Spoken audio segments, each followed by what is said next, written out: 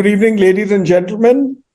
Welcome to the penultimate show of the season 2 of the Diversey BW HOTELIER GM show series.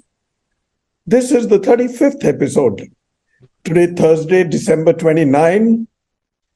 And what a show. I'm into the city of the Taj, Agra.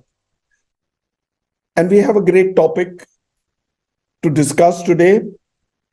We've called it From Javer to Jewel, Agra's luxury hospitality in the connectivity era.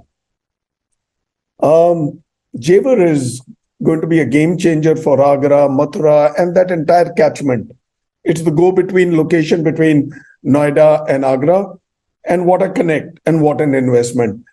Before I begin to speak more on the show, let me bring in my partner to the show, Diversey.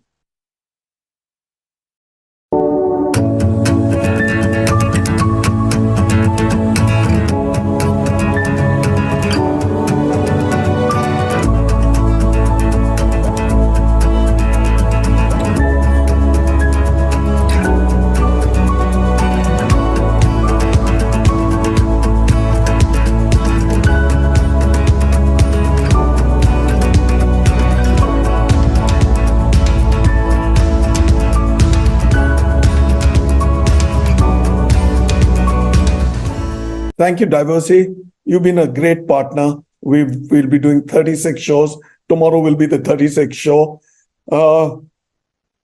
Without much ado, I shall shorten my script this time because every time I had been saying every Thursday and Friday. Well, today is Thursday. Tomorrow is going to be Friday. 2 shows, and we close the year and we close the season. Let me begin rolling in with the first star of our show. Somebody with amazing experience, somebody who's handled brilliant assets, and he's now moved into Agra.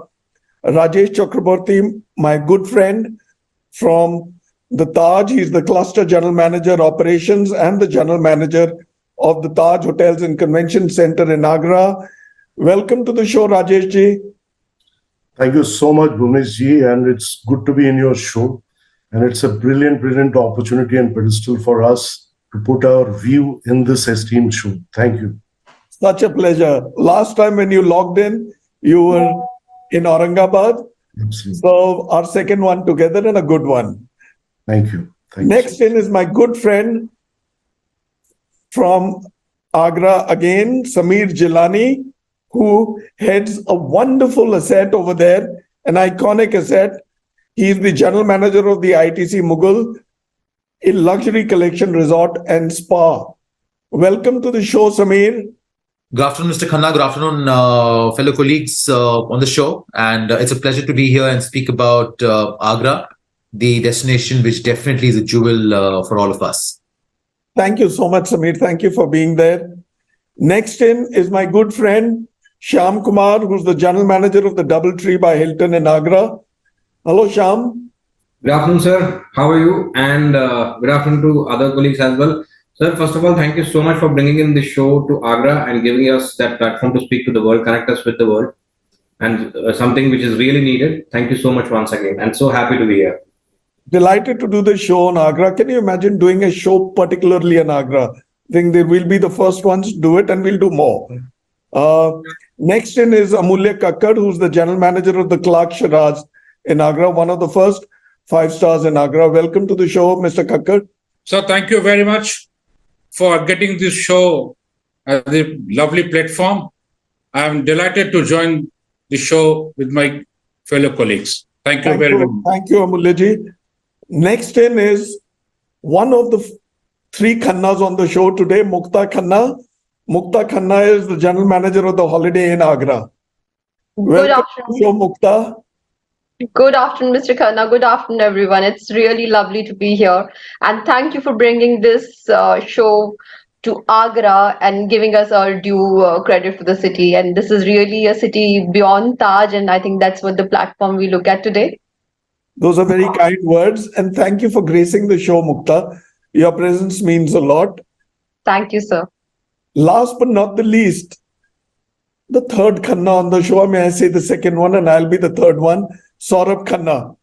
Saurabh is the general manager of the Courtyard by Marriott Agra. Welcome to the show, Saurabh. Good afternoon, Mr. Khanna. Thank you for inviting me on this esteemed panel. Really a privilege to share this virtual dais with such distinguished guests. And as everyone said, I'm going to echo the same sentiments.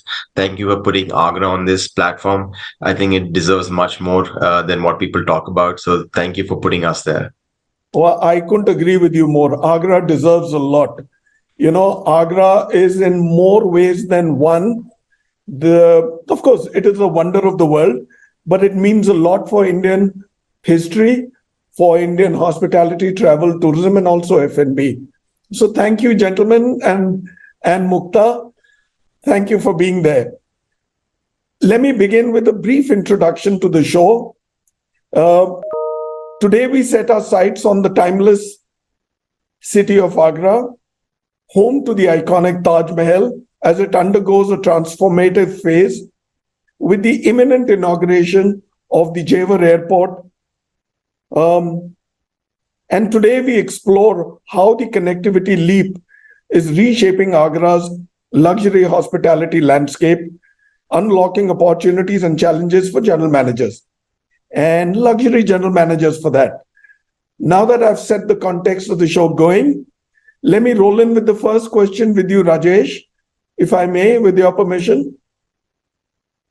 All right.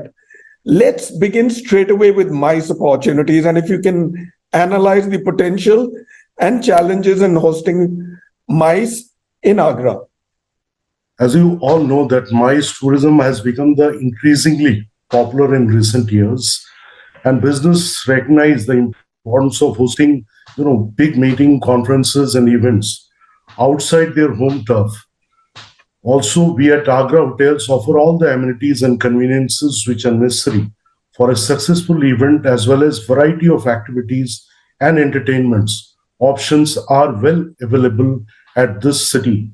The Agra Hotels and Convention Center always aims to elevate the exhibition and conventions, opportunities across the range of hotels, what we have to provide here. We redefine the standards and exhibitions and convention space by offering great spaces, service centers.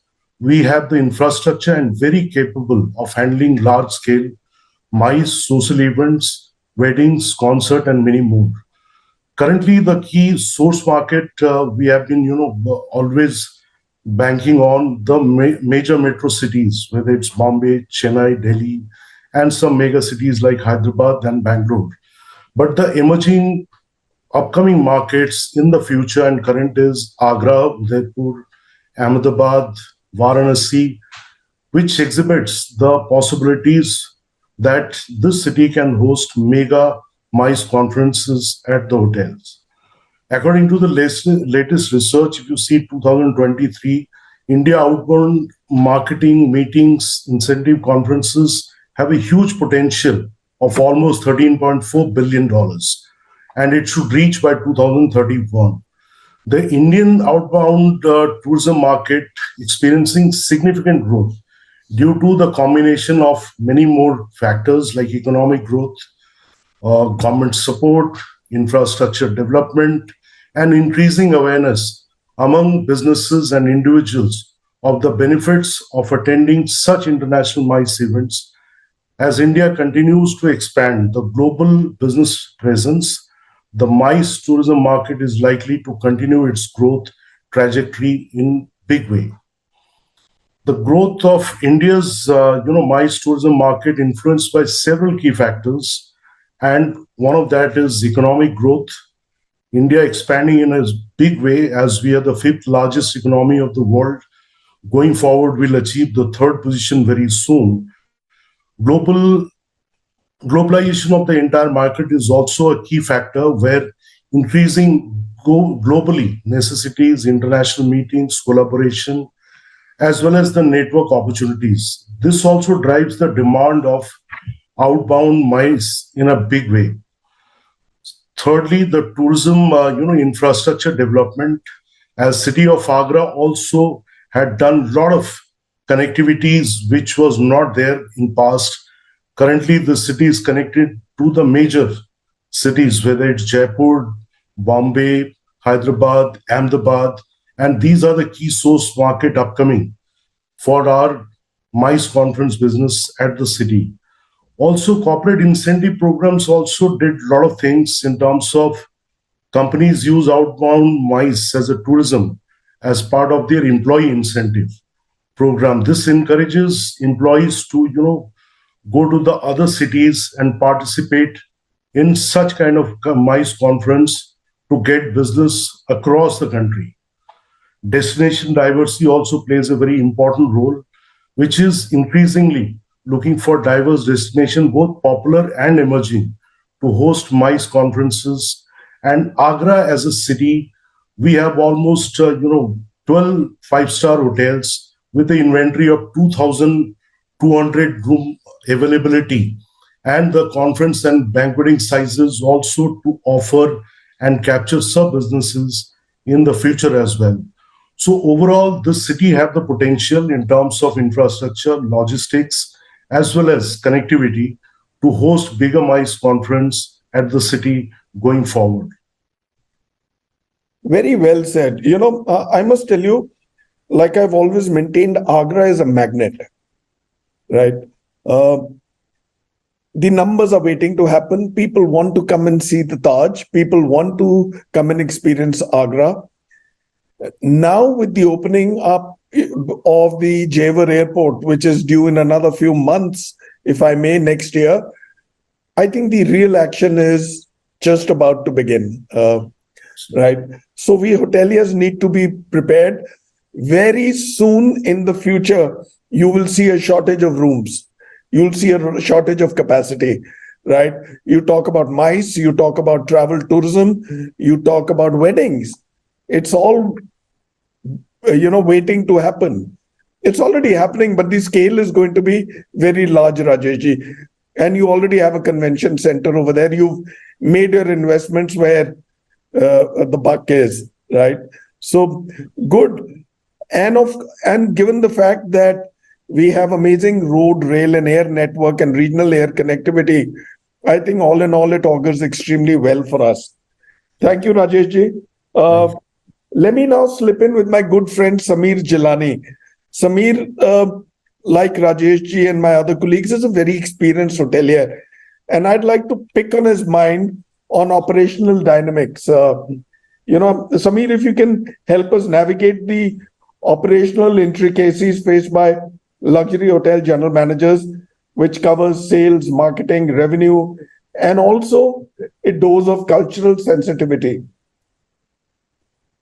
So, thank you, Mr. Khanna, and hello everyone once again. The operational dynamics is a moving picture, and this remains for every city, state, or any destination which it pegs itself to be a tourist destination.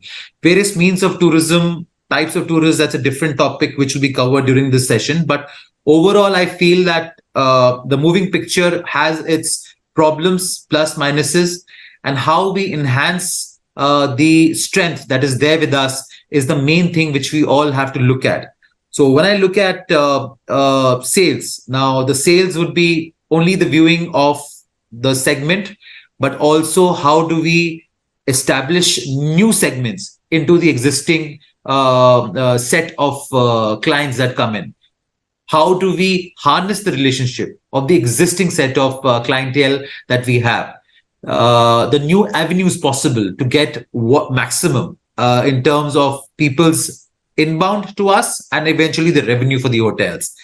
So these are some of the important things which one has to deal with when it comes to sell. Selling a room, food and beverage is everyone's DNA. But how does it become a step better, a step more value for money is the most important thing. So these might include rooms and food and beverage options, along with some excursion activities. These might be some in-house activities which engage our guests. These are the things which are certainly to be viewed and reviewed constantly, because the attention span as well as the human mind to connect to certain thing and use it for a long time keeps changing fast in today's time.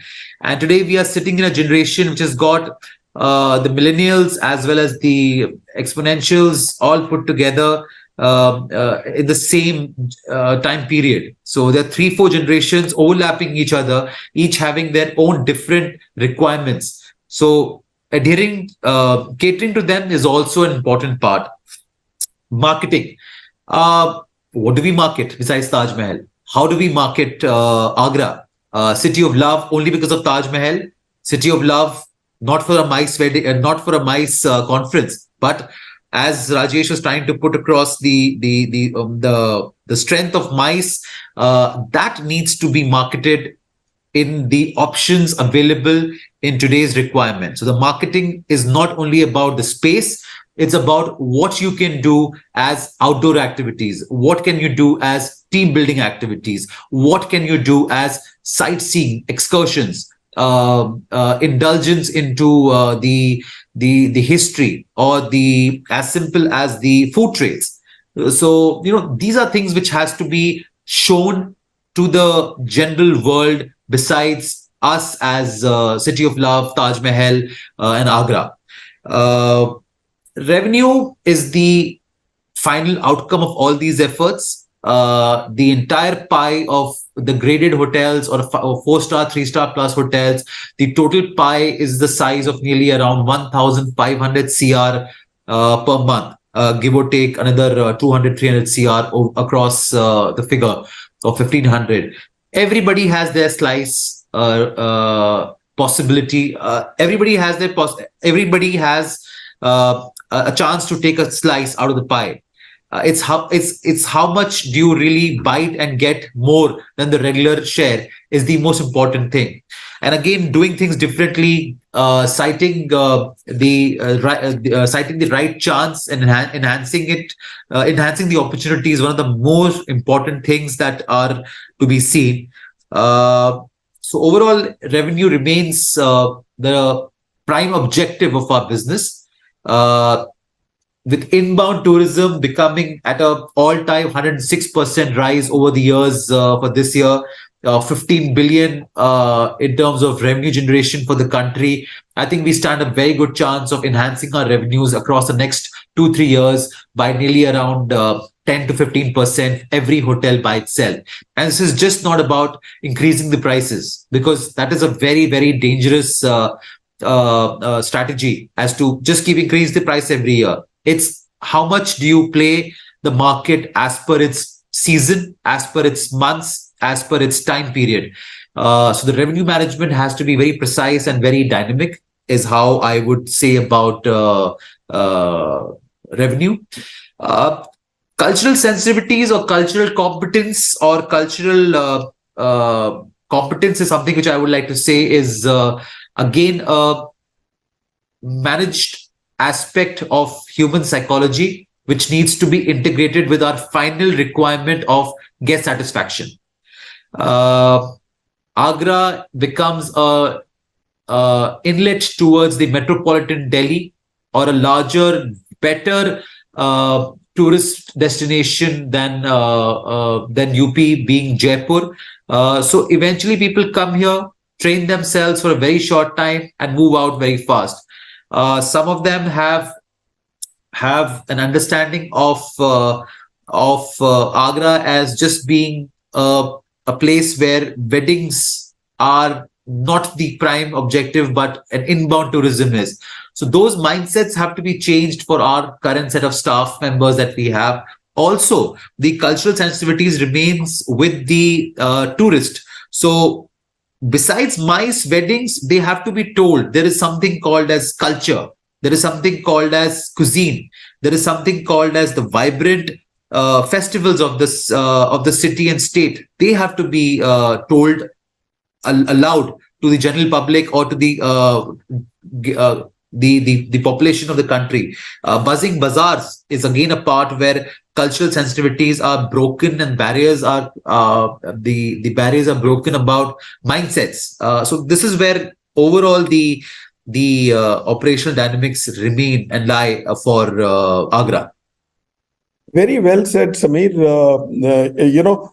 operational dynamics is what we have to manage over here, right?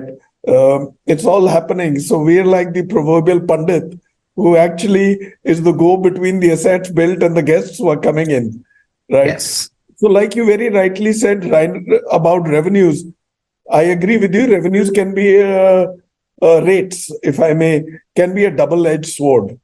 So it can cut either way. So one has to be very careful, but one should not get his or her eye off the ultimate objective of making every stay pleasurable and worth remembering. And you see, and they should result in a good word of mouth and repetitive business. Yeah. Absolutely. Absolutely. Yeah, thank you so much, Samir. Much appreciate your response. Thank you. Shyam, my good friend from Andhra, if I can step in with you. You've come in from Bangalore. You've spent good time now in Agra. So you have a great handle on it now. So tell me, now that the jewel has been unveiled, if you can please unpack the significance of Agra as a global destination. Everybody knows that. But anchored by architectural marvels like the Taj Mahal and whatever is happening around that one pivot to make Agra the most happening tourism destination, perhaps in South Asia or in Asia. Good afternoon again, everyone. So, like that, rightly what you said, Agra is popular for Taj, and I guess for last decade or more, somewhere India was also popular for Taj. I mean, wherever globally we travel, people always connect India to Taj Mahal. So that has been a significance of Taj Mahal towards the country or towards Agra as a city. And no doubt, the city has three UNESCO monuments. In fact, Taj Mahal, the Fort of Agra, and also Fatehpur Sikri with Buland Darwaza. So what happens? I mean, to talk more about Agra, I guess even historically, when we talk about Agra or when we dig deeper, Agra also has a lot to do with Indian history. Just people say, I mean, it was Agra one. And when I traveled to Agra from Bangalore, I myself, when I started exploring the city, I myself came. There were rishis and mahamunis who used to live in Agra one. And then there is a temple of Shivji, which is next to Taj Mahal, which is again, was once upon a time, the Shiv was prayed by sage Jamdagni. So just to get the relevance, the city is so old and it has a mixture of culture, which is just not the Taj Mahal or the Mughal monuments, and it also has its own cultural significance, which comes with its food, which comes with its arts and crafts, and then also close by destinations. For example, seldom people would know that Bharatpur is about 70 kilometers drive from Agra, which is great bird sanctuary just in the border of Fatehpur Sikri, and as we enter Rajasthan, a small nice bird sanctuary, Bharatpur. And then 100 kilometers from Agra, you have Vrindavan and Mathura. Another 70 kilometers from Agra, you have Bhateshwar. So, as a global destination, or when we classify a traveler into spiritual, cultural, education, or adventure traveler, I guess the city has everything to offer for every kind of mindset, wherein Taj could be the reason to travel. But once you come and see the Taj Mahal, then what? What do I do for next 2 days? So, more than a one-nighter destination, Agra has more to offer for travelers who are coming into the country or domestically traveling towards the city for 2-3 days. It's just not that it's a one-nighter destination where people come in early morning, you wake up, see Taj Mahal, and then pack your bags back to Delhi. And I guess with the way the infrastructure is coming up slowly in the city, the connectivity of flights, like what Rajesh just mentioned, we have now connected to Ahmedabad, Bangalore, Mumbai, and with Jewar coming in through, this is somewhere the destination will be unveiled more. And I guess somewhere, like what Samir was saying, every destination needs a kind of marketing. The marketing has been done in and around Taj more, but I would like to say very few people know that craftsmanship Agra is so popular that people from here even travel to Dubai to make palaces of Sheikh or do their art in their marbles, or they make dining tables, and they can make their entire lobby with stone and handworks. So tourism infrastructure wise, definitely the city needs more. I would also say with the new governance which is coming in now, I guess with the way the country's economy is booming, Mathura, Agra, and Bhateshwar, this triangle would be somewhere a replica to Ayodhya, Prayagraj, or Lucknow kind of triangle to this part of the UP. When I divide UP into two different sites, I would look at that this would be a destination wherein it would be a two-nighter or a three-nighter and more things to do. Infrastructure wise, the city is growing, so Agra has more to offer. I would definitely say that for a traveler, whether it's adventure, spiritual, or a conference like what Rajesh ji mentioned, and even like you said, weddings, a perfect destination. And if we need to compete destinations wise, because I'm heading a hotel in Agra, if I have to compete with Jaipur or any other destination, I would say Agra as a city, I have more to offer for you. You come to Agra, I'll have more to offer for you for any part of activity than any other destination which is close by, even for that extent to Jaipur. I agree, Sham, and also you see there's a lot of action happening. If you were to see your area where you people are located, right? Most of the hotels around Tajganj or MG Road, look at the metro which is coming. Quick time. I've seen Agra since my childhood. The Agra that I see is clean, is happening, is vibrant, has a lot of energy. And all in all, Agra needs more conversion than just absolute marketing, right? The guests are all there, they're ready to come. So the challenges are very different. And the very fact that it is within, if I were to say in so many words, walking distance from Delhi, or kissing distance from Delhi, you can go have lunch and get back to Delhi. So Agra has a lot of low-hanging fruit. All that we have to do is we have to pluck it. We have to pluck it ripe, and our conversion and ability to grab has got to be solid. Thank you so much, Sham. You've been a quick learner, coming up to the north from the south and straight away into Agra. You seem to have learned a lot. Now let me walk across to somebody who I would say is somebody who's Agra's own child, though he's a Banarsi, but been in Agra for years or maybe decades. Amulya Kakkad. Amulya, if I can come into you. Yeah. Very briefly, Sham touched upon on certain spiritual aspects of Agra. So if you were to tap into the spiritual allure of Agra and fostering harmonious coexistence with some bit of cultural tourism, how would you explain that? Very important topic has been, taken by you. I must appreciate. Agra, as of now, Agra was known for its architectural splendor-city. Now, with addition of this spiritual part, I'm very confident that in recent next 2 years, Agra would be a spiritual capital of UP. Why I say so? Both central government and state government are focusing on the spiritual tourism across the country. If you see, in Uttar Pradesh specifically, the huge surge of spiritual tourism in Varanasi, which has crossed almost 13 crores tourists landed in Varanasi, broken all the records, all the high time records. Similar thing is started in the other part of the state. I mean, the other cities in the state.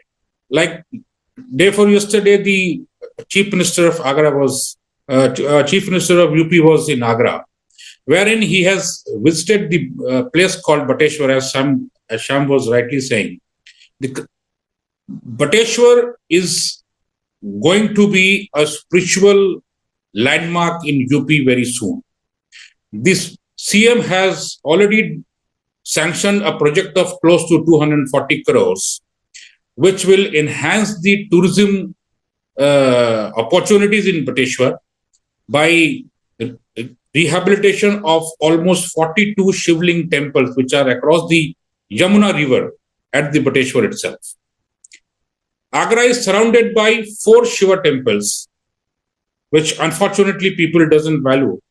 The four corners, the Shiva temple, the Kailash temple, which is very, very important, a very spiritual place in Agra and the nearby people. The CM has sanctioned close to 42 crores for the rehabilitation of the temple of Kailash. And along with the Kailash temple, the Kailash Ghat and Balkeshwar Ghat.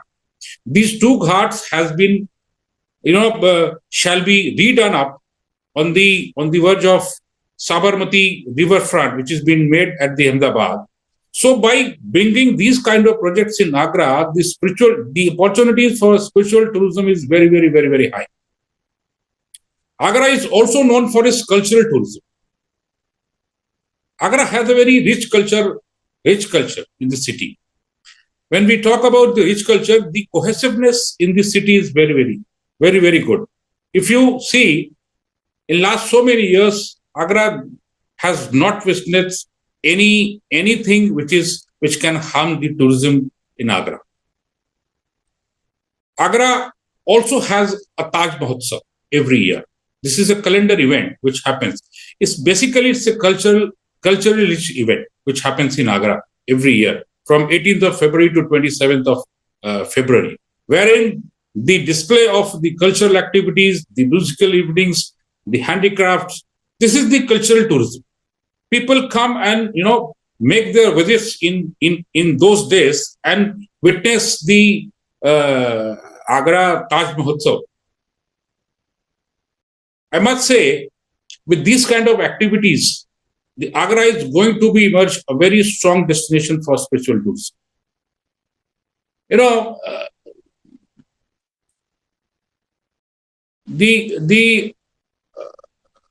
The focus of the state government, especially the Chief Minister of Yogi Adityanath, towards its spiritual tourism. Agra is surrounded by Vrindavan, Bateshwar, Mathura. Vrindavan has already been focused by the state government with regards to the making the corridor like Varanasi. If that happens in coming next year, it is a project of 1.5 years, which is coming up very fast. There was some hindrance from the High Court, which has now got the clearance from the High Court also. So once the construction of this corridor at Vrindavan starts, Agra is going to be benefited, like immensely benefited. Because the close proximity, Vrindavan, Mathura, Agra, this spiritual circuit can boost the tourism in Agra. We are very confident about it. Connectivity, as far as the connectivity of Agra is concerned, Agra is one of the few, I'll touch upon connectivity in another question. Okay. So I'll keep it on spiritual tourism with you. Okay. All right. Thank you, Kakkad Saab. Okay. That's very valuable. Mukta, let me bring you into the show. And I want to talk about connectivity revolution with you, Mukta. That's your question for today. If you can help me assess the impact of the upcoming Jewar Airport, which is really the topic of the show, on Agra's connectivity and its influence on the tourism influx, and what it means not just for the long term but for the medium term, and how is the industry gearing up to handle what that brings to the city. So good afternoon once again, everyone, and thank you for your question, Mr. Khanna. And I think the show, what we are calling is Jewar to Jewel. And I would say, I think Jewar Airport is that one jewel which is missing from the crown of Agra, right? If we get the jewel right in place, the connectivity is going to be so good, and the impact that it will have on our overall economy of Agra, it's really going to be broader for tourism landscape. So definitely this is going to be very, this discussion is very exciting in terms of the prospect that we are talking about. And it is coming to at such a strategic location, the airport, which is in close proximity to Agra, which was much needed. And indeed, as you said, that it is going to be a game changer for the entire region. We feel that it is going to set, Agra for a significant boost in terms of connectivity.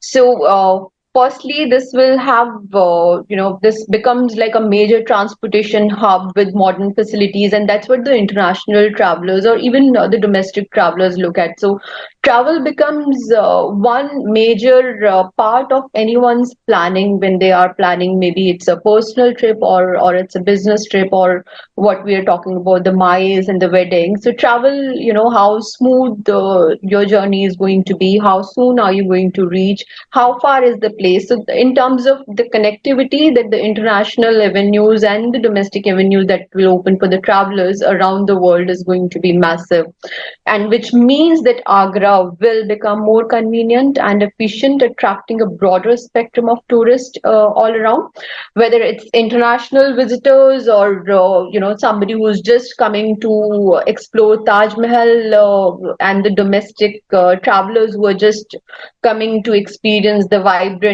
Agra. And it will definitely enhance the accessibility factor, which undoubtedly contribute to a surge in tourism. That's how I look at it. And moreover, the improved connectivity will not only benefit the tourists but also business travelers. So I also personally, there are a lot of business travelers who are coming to Agra, and there are a lot of international travelers there. So if you talk and if you connect with them, this is one particular topic that they find challenging, that just traveling by road from Agra to Delhi and then taking an international flight from Delhi becomes a little cumbersome for everyone. So this definitely brings in that comfort level for the travelers, and there is a lot to do in terms of business aspect when we talk about in Agra. So right now, if I have one individual who's on a business trip internationally, and he has other colleagues who find really travel difficult because of all such reasons, makes it really possible for all of them to come and visit the city. And when we talk about businesses and conferences, for MICE, as far as I know the industry, I think this is one area that everybody look at, the accessibility, right? How do we travel large groups and all? And every time traveling for road, so if right now we talk about capturing the market, you would capture a market like a Jaipur, Lucknow, Gwalior, Delhi, NCR, which are by road, easy in terms of commuting, and you can attract that business. But there's a lot of MICE in other cities that can be captured and that can be looked at. And once we get this Jewar airport, it definitely is going to be the choice that we are ready for.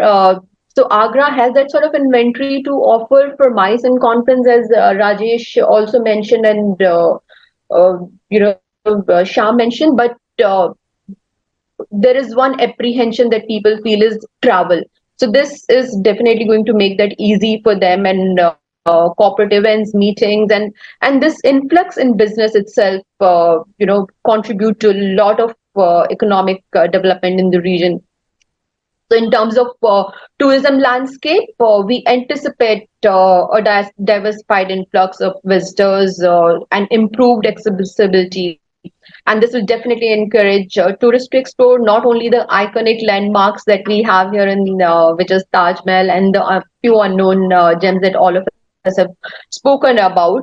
This has the potential to boost the local economy, and also if we talk about in terms of opportunities, a lot of people again do not come to Agra. So you have to look for mostly local talent in terms of survive there.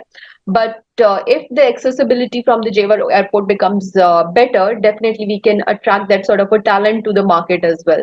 So tell me, Mukta, when you're doing your annual plans, have you already started considering the effect of Jewar, or it's too early?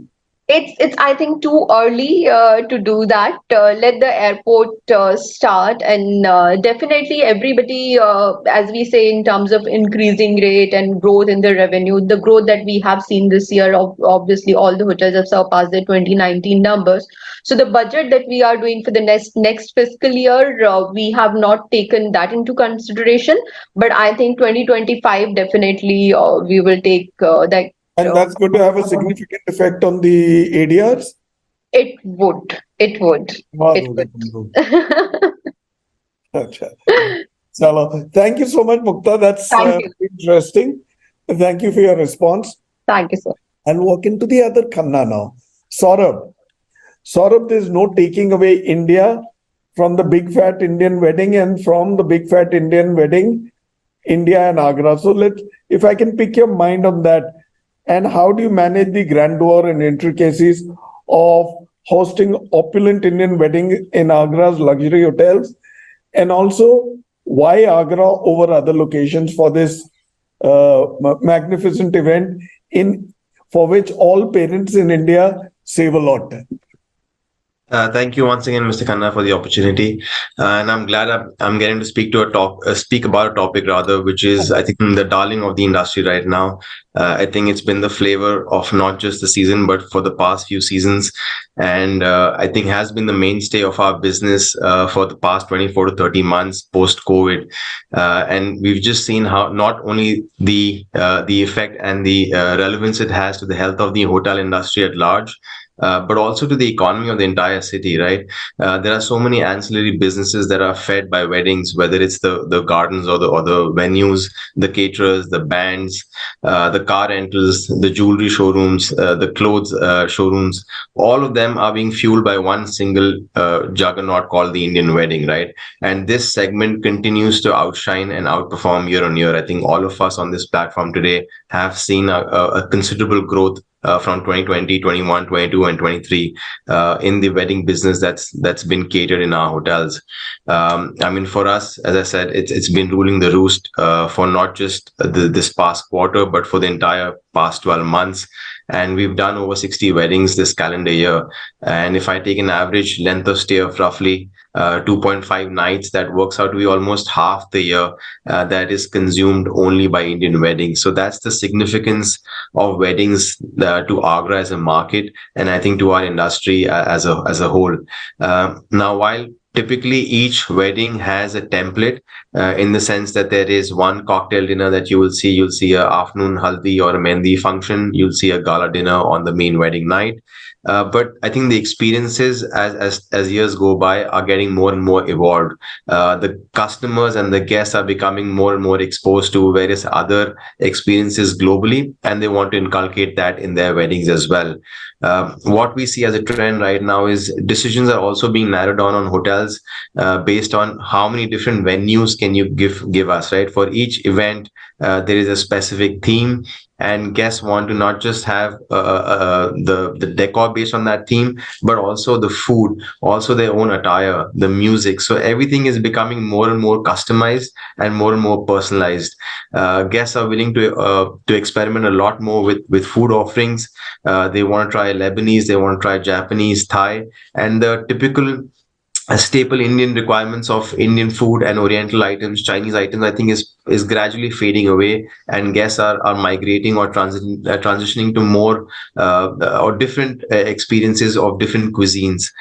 Food presentation has also become a very big aspect of the overall wedding experience, and guests, especially Gen Z, are looking at Instagrammable spots in the hotel, which they can put on their social media, and that kind of sort of amplifies the entire wedding experience. So I think the experience is shifting from that typical template to a hotel that's possibly a bit more social media savvy, and guests also sort of drifting towards that kind of hotels.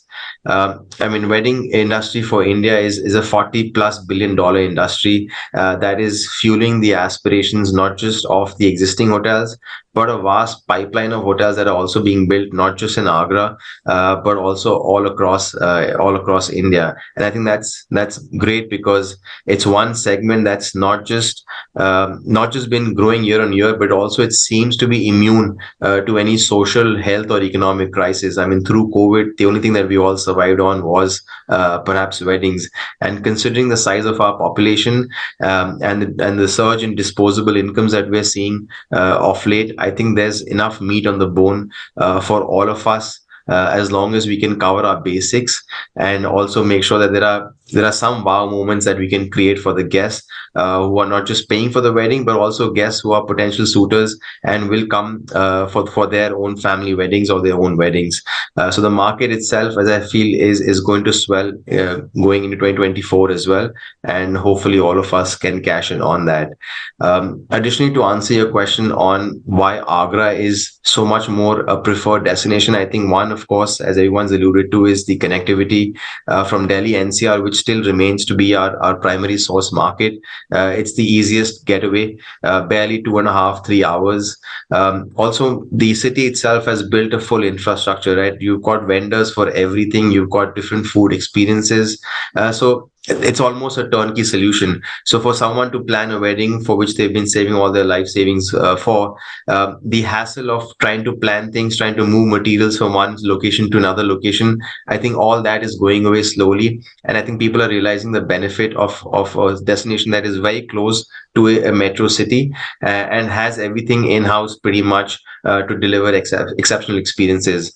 And I think once now the new airport comes in, the Jewar airport that Mukta spoke of, and also once the Agra airport kind of sort of redevelops, I'm sure connectivity only gets better year on year. We're also seeing more cities being added. I think Jaipur is the most latest addition from the connectivity standpoint. We had Ahmedabad earlier as well. So I think as more cities connect, we will see more and more people coming from location that we were perhaps not very used to. I mean, we've got a lot of weddings from South India that we never saw before, from East India as well, from Kolkata. So I think the world is kind of shrinking, and as the connectivity gets better, I think Agra will only benefit. Thank you. Thanks, Apil. Saurabh, very well said, especially the part where there's a lot of, so there's a lot more meat on the bone. So there's hope, right? And I think we just need to plan better. We need to anticipate better. We need to execute even better. Correct. Right? Thanks, Apil. And the big fat Indian wedding is not going away anywhere, because the youngsters earlier, our earlier generation wanted loud weddings, thematically. But the current generation is ready to experiment.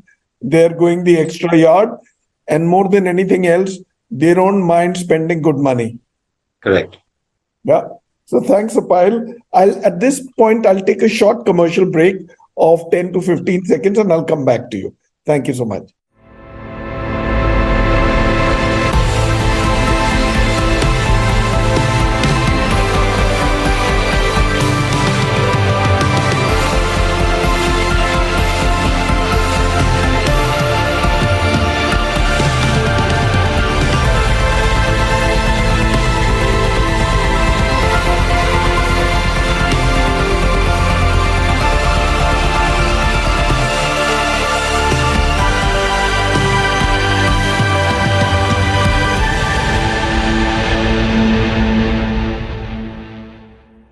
Thank you, Diversey.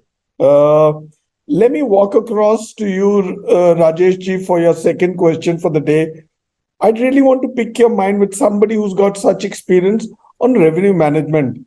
What will be your approach for achieving financial sustainability while delivering top-notch services? Thank you, Bhuvanesh, once again. And it's a very, very pertinent question for me, as I have moved into this city and Uttar Pradesh for the first time. And it's been just 2 months. So it was more important for me to understand the entire market scenario and the dynamics on what we operate the business here. So I've done some maths back of the envelope, and let me put it into perspective. What I understood and learned with the entire, study reports and facts and figures which I can accumulate.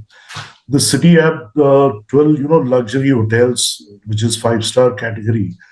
And the city has to offer in our segment almost 2,150 rooms in the city. Average ARR of the city is around 7,190. And the RevPAR of the city is 4,733. And average occupancy throughout the year for Agra 5-star category hotels is at 66%. And if we do a split between, room income and food and beverage, overall, it's always 60-40. 60 is the room revenue and 40 is food and beverage. So after crunching all this, statistics, what I learned that at 60%, 66% of occupancy and ADR of 7193 and inventory of 2,153 five-star hotels, we have 732 rooms which is unsold on an everyday basis. This means that 192 CR per year, and counting F&B also put together, it will be around 270 CR. So the bottom line, daily opportunity lost in the city in terms of room is around 52 lakhs. F&B put together, it will come up to 73 lakhs loss per day. So total market value, though it's project, 520 CR, we managed to get just 375 CR to around 395 CR. And if you add 125 CR for F&B, it is not even coming closer to the potential what we have. And branded inventory is 2,231. Now also there are reports which is showing that there'll be an addition of 1,256 rooms to the existing inventory what we have. In the existing inventory, as I said, we are doing 66% of the occupancy. We are driving good ADR overall as a city, which is 7,150, but 34% of the inventory is unsold, average throughout the year. So put together, if I say that, if the demand is growing at 5%, why the revenue is only increasing and growing by 4%? And this 1% difference is huge at the tune of almost 192 CR. So my recommendation in this whole dynamics and statistical data analysis says that we have to sell our rooms, maybe if we have to attract and fill that 34% deficit in terms of inventory. So that will produce also F&B put together. So probably a sell of 20-25%, little lesser what ADR we are driving at this current of time. It will increase revenue every day, and new inventory when it gets added in the entire portfolio, it will add more value. As it always understand, means we don't take the ADR to the bank. It's the overall profitability what we do, we need to take it to the bank as owners, all stakeholders. Yeah, I also think, very aggressive ADRs can also be counterproductive, and they can miss the sweet spot on the cricket bat, right? Absolutely. So you've basically got to attract in a lot of guests. Absolutely. And let them spend, create opportunities and get them to spend on F&B, on facilities, on spas, on everything. And also give them a package where they keep coming back and keep bringing back more people. I'd much rather have a higher occupancy than a higher ADR.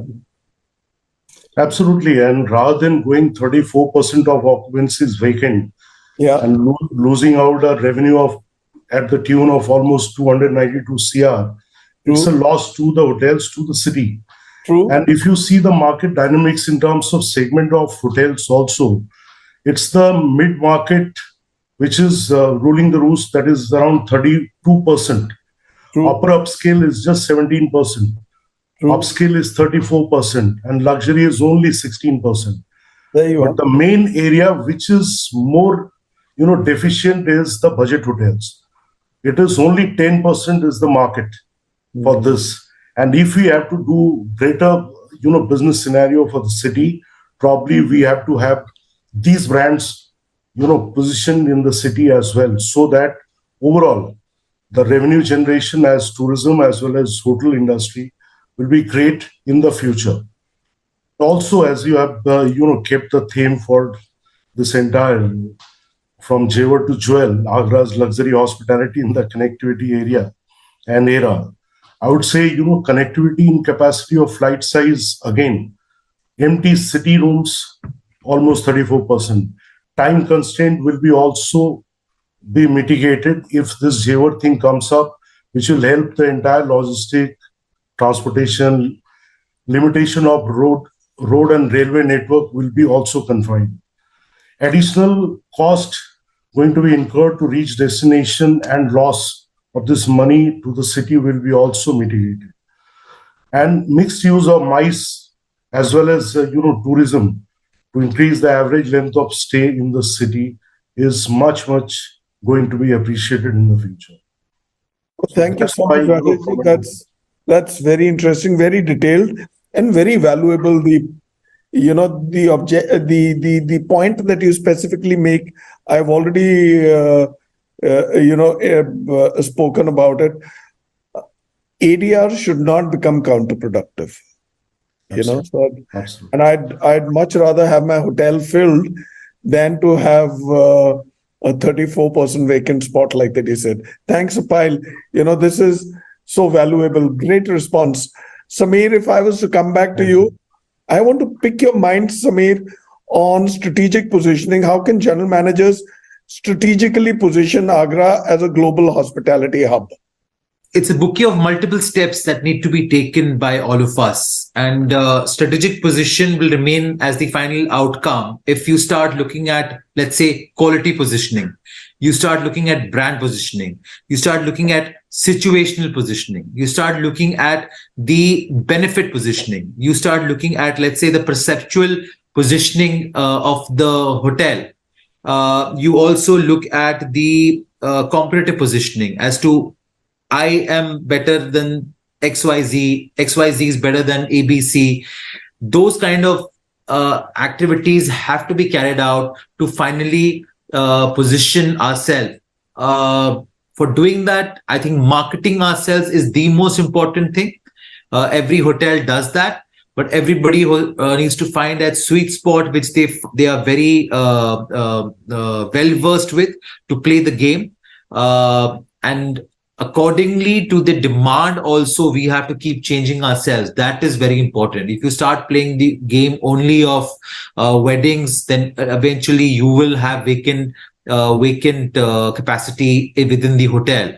When I say situational positioning, everybody's talking about Jaywar as the future for connectivity. But what if it goes, God forbid, against Agra? What if it becomes a touch and go where people land in the morning, come to Agra, visit it by the afternoon, and head straight to the neighboring states and city? Oh, yes. Our situational positioning will change where we become the preferred destination for food and beverages for the afternoon or let's say the mid-afternoon snack period.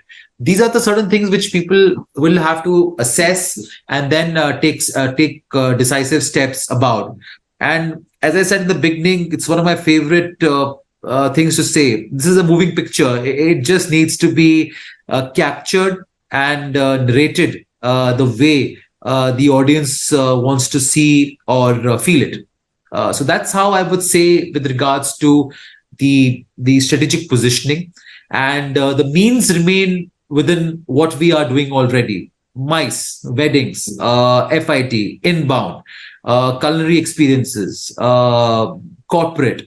So all segments that we know about will remain as the plugs to play and as the sockets to play and plug and then move ahead. True. How well, good I asked you this. So you can't have Jaywar becoming a connectivity hotspot where people just land and completely give the hospitality option a miss for Agra. So that'll be such a waste.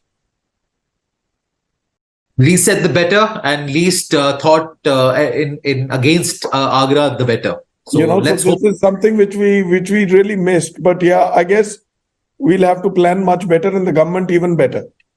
Yes, all flights land only in the evening or at least in the afternoon onwards. Make it somewhere, all landings is before 12 o'clock. True. All departures only before 3 o'clock or after between 3 and 5, something like that. Great. Thanks a pile, Samir. That's very valuable.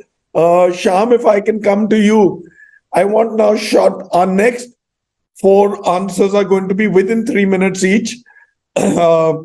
So let's talk about, if I can pick your brains on GM's vision, what in your view will be a general manager's visionary strategy for steering Agra's luxury hospitality into a new era of excellence? So first of all, I'd like to thank Samir for bringing in the point. I always think there is two sides of a coin. So Jewar Airport, thanks for bringing it, Samir. Very well thought. It could be it can flip any side, and we should be ready. And to cover the aspect of luxury GM, what would be the visionary strategies? I would say there is nothing better than the great exceptional customer service. I think for us in hospitality, I think that's the base of our business, which is a great customer service. And most of the luxury hotels are a brand. When a guest buys in your room night or an F&B dining experience, all he looks for is the best service. So focusing on basics stays as a priority. But then added to that, I would say every brand and every hotel needs to have some kind of exclusive experiences, a luxury GM or a GM who has a kind of vision to run his hotel for X number of years. You need to add something wherein the guest who's staying in your hotel, Agra, whatever said and done, is not a corporate city, it's a leisure destination. They need to have something to do. For example, within the brand, what we have, DoubleTree, we have something called evening rituals. So the guest can participate in your candle lighting in the lobby. He could go, do your own cookie session or do your own mocktail session. So something like that, you need to keep on engaging your guests and do things which are only for him. So because the new age traveler, we are like Samir, I think mentioned previously also, we are dealing with three generations overlapping, the Gen X, Gen Z and the millennials. Everyone comes with a different mindset. And everyone has their own kind of approach towards a hotel. So experiences are going to drive your revenues for the hotels. And then how much do you partner with local assets? How many strategic partnerships does the GM do within the city or outside the city to bring in more brand image or more presence in the market? Whether you work with like-minded brands, how much do you work with a BMW, or how much will you work with a Mercedes, or how much will you work with some kind of industry which is on a similar lifestyle experiences, and how do hotels collaborate with them so that together you can create a massive kind of experience or a massive kind of event for the city and for the hotel. Then technology for sure. If you don't follow technology, you'll be again in an AD or a before price generation. So you have to, as a general manager, every day you got to reinvent. You have to follow with these new changes that are coming in technology, whether it is room wise, product wise. You have to keep continuously investing and ask your owners to invest back in your product. Whether it is something small things like a digital key, express check-in, booking your room online, having your hotel on digitally on the phone so that they can select their room choice, things like that. So technologically, you have to be there, and you can't just go behind. The greater aspect is also for Agra, I would feel, as a luxury GM, you definitely need to invest some time and efforts into having a good wellness and spa, as well as a good fitness center, because people are, whatever said and done, our new generation is more towards fitness. Every traveler who comes in, he doesn't want to. What if I was to ask you, is an all-inclusive option a good option? A great option, and yes, all-inclusive is one of the best things that is going to happen, and India is going to see it very, very soon. India is a little late as compared to the West and the other parts of the world. Absolutely. So once you check in, anyone who would there, once you check in, you do not have to worry what services I'm used to or what services I'm entitled to. Whether it's your cocktail hours in the evening. I have, by the way, just come back from the run of Kutch, and you only have all-inclusive plans over there. Absolutely. Once you've reached, you've already paid for everything, and everything is included. Absolutely. Yeah. So for leisure destinations, that's the way to go. And then, of course, sir, I would say, make sure your hotel is safe. You have your crisis management and security always there. The people are looking for safe destinations with the way world is going. And the new general managers need to be seen. You have to be seen. You have to be social media. You have to be savvy with social media. You got to be digitally present there. If you are shy, then you're not there. So the new age general managers, or the vision of a general manager, is you have to be the face of the hotel. You are the poster boy. So be on the poster, enjoy that space, because you worked hard to become a poster boy. I think we all slogged a decade or more than that to get there. So take advantage of being the poster boy and be on the front. And also, I think we also need to work out of our comfort zones, and we need to play on the front foot and aggressively take measured and calculated risks, but go ahead and take them. Absolutely. All right. Thank you, Sham. That's wonderful. Short, crisp, to the point. Kakkar Saab, now let me come to you, Amulya. Let's talk about city infrastructure. I've seen Agra change, like I did say in the first half of the session. What has been the influence of new developments in infrastructure on Agra's hospitality sector? I want a very short and crisp response. You are absolutely correct, Khanna Saab.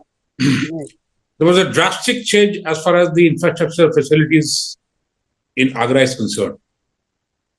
Agra, the city of Taj, has witnessed the upsurge in tourism over the last few years. And this can only be attributed to the improved infrastructure facility which has been developed in the city in the recent times. As observed in the last few years, there have been a tremendous improvement in the infrastructure, such as road connectivity throughout the city. Agra is one of the few cities in the country that has 3 expressway connectivity: Agra-Delhi Yamuna Expressway, Agra-Lucknow Expressway, and NS19. Which has rendered it easier for the tourists to reach the city. The upgrade in the roadways has significantly enhanced the traveling experience of the tourist and making Agra more accessible from nearby destinations. This can be discerned from the fact that the segment of domestic tourists has significantly increased post-COVID. More number of tourists are coming from Agra for staycation and the weekends from nearby destinations because of the easier accessibility. Even the ongoing development of metro in the city can be instrument in the boosting tourism, and it can be traveling in the city more convincingly. Other initiative taken towards the improvement of the infrastructure involves the revamping of nearby areas, which are nearby monument areas, such as the development of Mehta Bagh and the Taj viewpoint, from where the tourist can witness an attractive view of Taj Mahal also. This offers a very enjoyable and unique tourist experience. Even there can be the other smaller improvement which we must discuss here, like the creation of Wi-Fi zones, maintenance of road hygiene, the cleanliness, regulation of traffic, and the installation of street lights, which adds the tourist experience and makes Agra a nice and tourist-friendly destination. Also, the getting of approval from the Ministry of Environment recently, which is a big achievement towards the enhancing of infrastructure development in the city, especially in terms of the construction of new civil terminal, which was overdue from last 15 years. The government has already been in process of issuing the tendering process. As per the recent development, the project cost is close to 450 crores, which is to be shared by the state government and the central government. And the completion time of the project has been kept for 700 days. And also, very frankly, for anybody who keeps coming back to Agra, the change is very visible and it's in the face. Absolutely correct. The quality of roads, the quality of infrastructure. I'm not saying that it is mostly around Tajganj. It is across, right? You're absolutely correct. Underground without too many disruptions, so it's all pretty good. I'm witnessing Agra from last 40 years. When I came to Agra in 1982, and since then and today, there is a drastic improvement. When I say drastic, yes, it's a total reformation. Reformation of Agra. Yeah, it's very visible, and all in all, it augurs well. Thank you, Mr. Kakkar. That was a crisp response. Much appreciated. Really grateful. Mukta, I'm coming back to you, right? I want to pick on your mind. You're somebody who's not a local. Amulya is almost a local now, right? I think long time ago he was in Varanasi. So I think you're somebody new. You studied the place. Let's talk about heritage insights. And how do you utilize Agra's rich heritage beyond the Taj Mahal? Look, Taj Mahal, everybody knows. What more to offer to the guests? Some immersive and insightful experiences. I want a short and crisp response from you, Mukta. So you've asked, I think, the right person, because I have been to Agra before this stint. I've been to Agra as a traveler 3-4 times earlier, and I honestly speaking, I didn't know anything about Taj. Even we came here, saw Taj family trip once with friends, so we had 3-4 trips, but never ever we explored Taj, Agra beyond Taj. So when we're talking about the heritage, I believe that it's a responsibility as hoteliers to build that emotional connect with the guest and make them aware of what Agra is all about. So a lot of people here have spoken about like a Bateshwar Dham, Mathura, Vrindavan. Everybody knows. So there are a lot of people, but Mathura and Vrindavan, if we talk about, is developing otherwise in terms of hotels also. Right. So there's something called, Sham spoke about the craftsmanship in Agra that we have. So there's something called Zardozi, right? And that's such a beautiful art that I wasn't ever aware that it belongs to this place, this city, Agra. So what we have done is, I'll give you an example of, at our concierge, we've created packages based on people and as to how many number of nights they are here in the city. And we always suggest them, and we, connect them with those guides who can actually create those sort of stories about Agra wherever they are visiting, be it Agra Fort, Sikandra, Fatehpur Sikri, Itmadullah, or this Mehtab Bagh. So there's a story behind every place that you go into Agra, right? So and Agra, not only about this historical, and there is another important part of Agra is the culinary, that beauty of the food here. So in our hotel, we have created, in our coffee shop, we have created a separate space called Agra Local, wherein this Agra Bidai and Agra food and, the Delhi Gate ka chai and all that is included there. So have there's you a lot- included Petha and Dalmot? So Petha, Dalmot and the Kachori is offered to each and every guest at the hotel as a welcome amenity. So when they check in, this is what we give to them as welcome amenity. Agra, Mukta has so much. If we can do tours around how shoes are made, Agra is the home of the footwear. Right. So, I mean, it moved from here to Chennai. True. The real action is, the real craftsmen are here. So Not only Chennai, Mr. Khanna, even to Italy, right? There are foreigners who are coming in. you go from one factory to the other. Amulya will tell you, all the Aroras of the world and the Kapoors, they are Right. making for Bata. Right, and you talk about the brands, and they're making it here, and these are a lot of again few long stays that I'm sure we, as since we are at a location in Sanjay Place, wherein we get to host them here, and they stay with us, and we get to hear so many stories behind this from them, that what all this is about and where it comes from and the ages it has. So the good thing is, when you ask somebody who's new to Agra about all this, they've already made the effort to know the place. Thank you, Mukta, for this. That was Thank you. I'm grateful to you. Thank you, sir. Right, such a pleasure. I'll move in, like I always say, to the other Khanna. Saurabh, I want to pick your mind on, inbound hasn't kicked in as well as we would have wanted it to. Have we got on to the level of 2019? Most certainly not. So tell me about the NRI allure and tap into the vast potential of the NRI Indian diaspora as a key market for Agra's luxury hospitality. I want a very short and crisp answer, because I'm getting to the closure time. Sure. I think, as you rightly said, that the inbound segment is perhaps the only one that's yet to recover fully from 2019 levels. And I think similarly, the NRI segment also is following that similar trajectory. And what's but heartening to see of the past 6 to 10 months, a trend that there's been a resurgence in travel from NRIs. And that's always been a major source of transient travel for most international companies, especially like ours. I think in the aftermath of COVID, many families were unable to reunite with their loved ones back in India for almost a period of 2 years.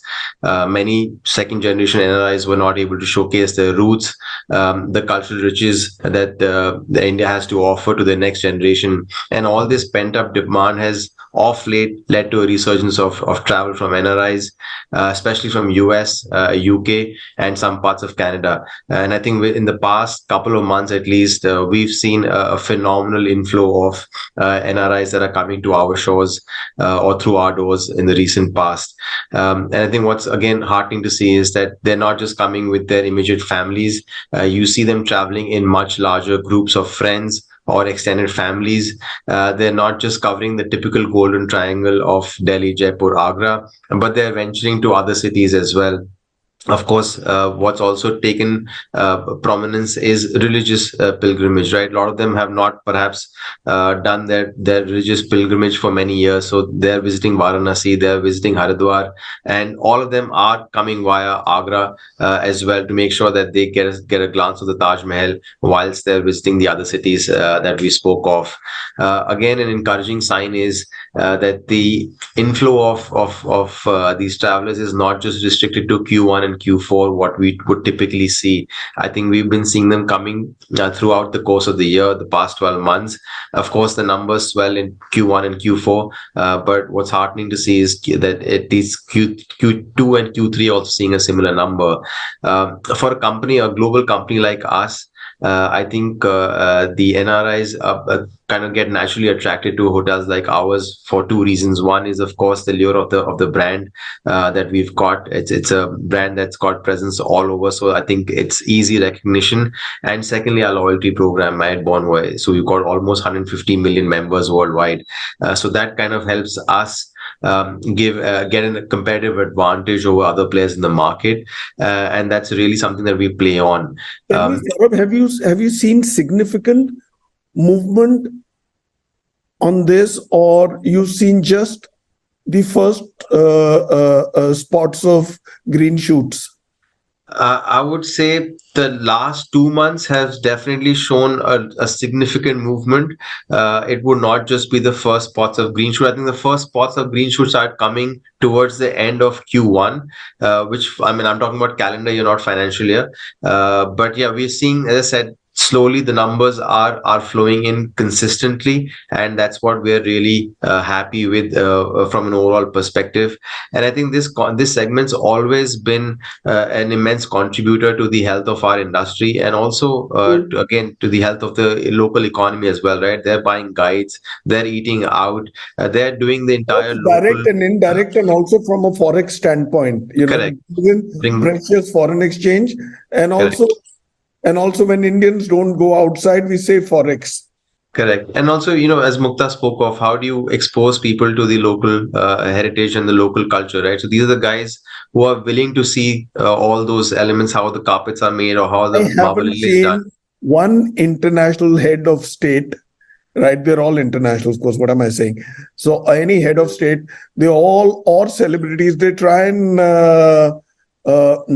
steal a trip to Agra. Correct. And be there. Even if it's not an overnight stay, at least it's a flying visit. But I think Agra is on everyone's mind. It is. Saurabh, thanks a pile. I'm sorry this was a quick one, but I stand excused for that, and I hope you will not mind. But we're headed into the closure of the show. Thanks a pile. That was very valuable. The NRI allure is huge. The inbound allure is huge, right? It helps us to showcase the destination, the hotel, and more than anything else, our hospitality in good light. Correct. Right? So thanks a pile, Saurabh. Apologies again. Ladies and gentlemen, before I thank you all, let me try and sum up the show with your permission, as we conclude this episode. We witness Agra is poised, or may I say, it's already on the brink of a hospitality revolution. The blend of the historical grandeur, its culinary richness, and upcoming connectivity enhancements present a canvas of infinite possibilities. Like Mukta spoke about, Samir spoke about, Sham did, and just now Saurabh did. Thank you for joining us in exploring this journey of Agra. from a timeless jewel to a global hospitality jail, embracing the future with open arms. Now, let me tell you, these ladies and gentlemen that you see on the screen are not just the brand ambassadors for Agra, their brands and for their hotels. They had very expensive assets. Each of these assets are worth hundreds of crores. They generate precious direct and indirect employment, and they rake in great revenue day in and day out. It's not an easy job to do.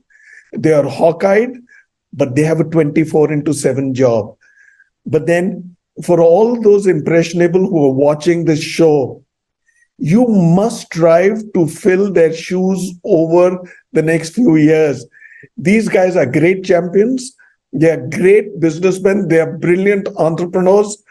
And you would do well to follow them. You would follow them on social media, their hotels, and what they do.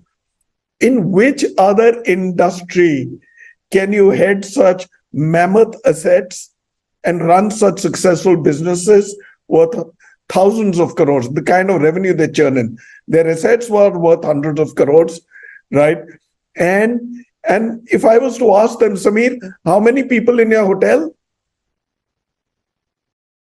We run with an strength of nearly around 350 plus people. There you are, Sham. 160. Rajesh ji. It's around 375. There you are, Mukta. 150. All right, Saurabh. 210. Amulya ji. 205. So there you are. Can you imagine? This is the direct employment. Imagine the indirect employment. These are all stars. Thank you, Samir, for being there on the show. I'm delighted to have you there. Our first show together, and most certainly the next one will follow soon. Rajesh ji, our second one together. The third waits, right? Sham, thank you so much, right? Thanks a pile. Saurabh, good to have my first show going with you. Amulya ji, with you also. Thank you so much, sir. Thank you for being there, sir. Mukta, thank you for being there. Delighted to do this show with you, right? Imagine a woman hotelier heading a magnificent asset in Agra, where her hotel stands was actually a jail at one point in time. It's now called Sanjay Place. You have to be there. I'm the jailer now. Yep. Oh, you're the jailer now. Or maybe the warden. All right. Before I shut the show, let me thank Diversey.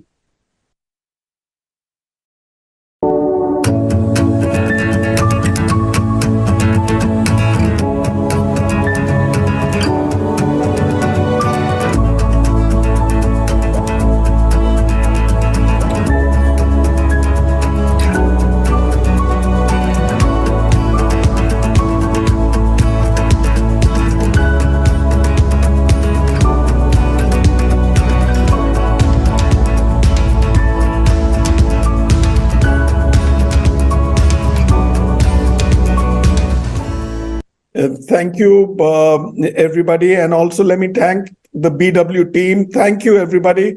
You've been great stars who are taking care of the back end. We've been doing this for 6 months. This is the penultimate show. Tomorrow, ladies and gentlemen, we go into Amritsar, Ludhiana, all of Punjab and Chandigarh for our last show of the season. That's episode number 36. Tomorrow is Friday, the 29th of December. Be there 4 p.m. as we sign off from this season. Thank you once again, Rajesh ji, Samir, Sham, Amulya ji, Mukta, and Saurabh. Grateful. Thank you for gracing our platform.